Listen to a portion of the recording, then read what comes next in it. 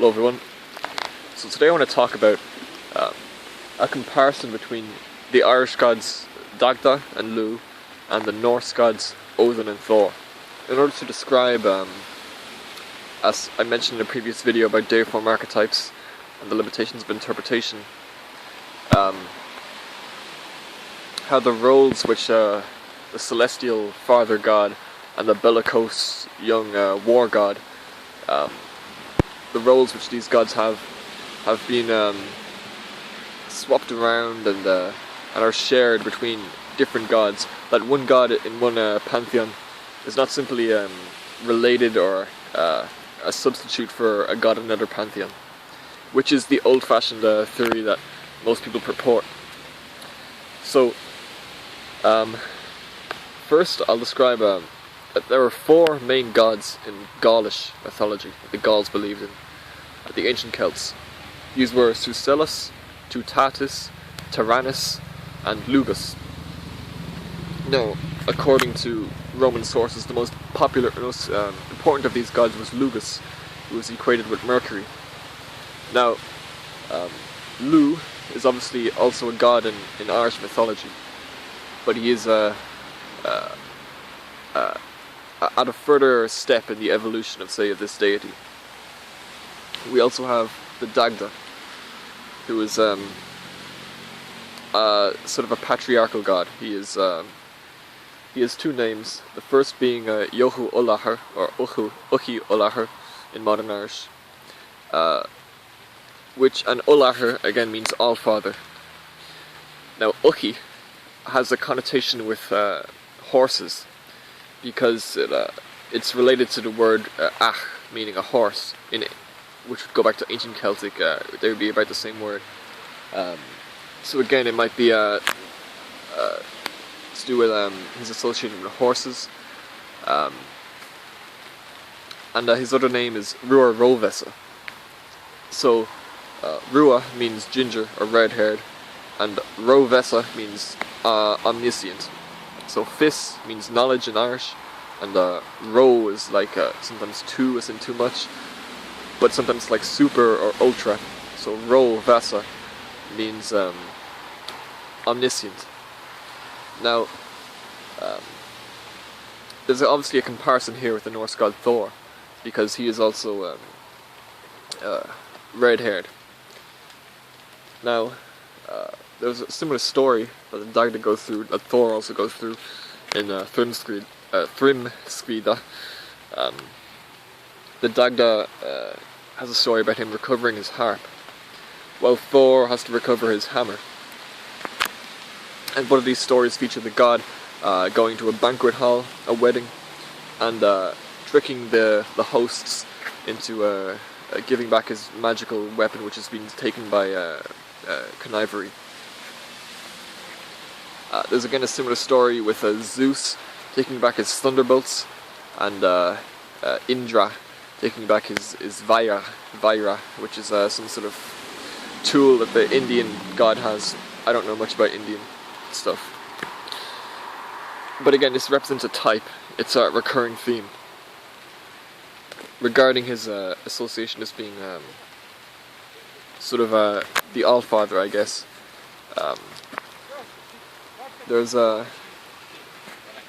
He is of course the progenitor of most of the gods in the pantheon, and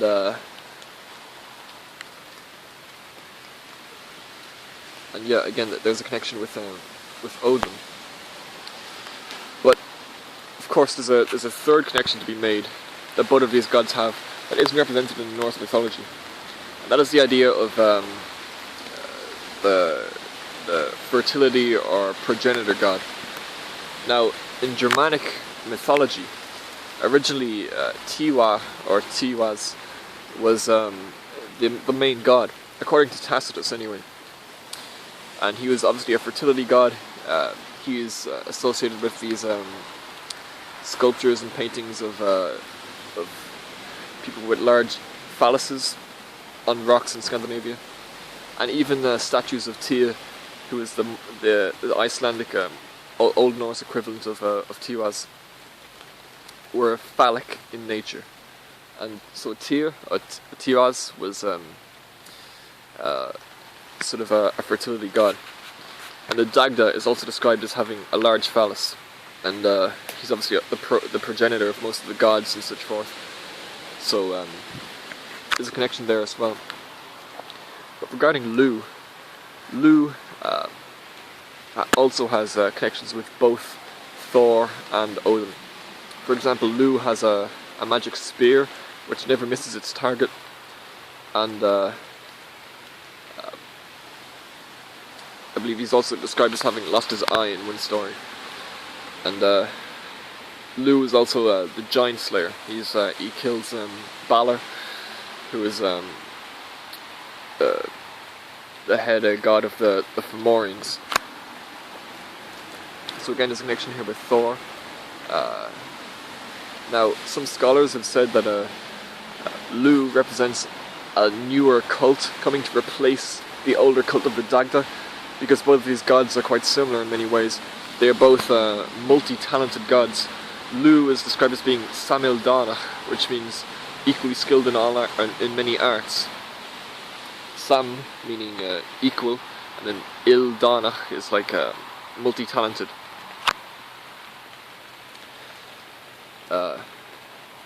In the story of Thor, we have Lugh being introduced to the gods as someone who will come to bring them victory in battle.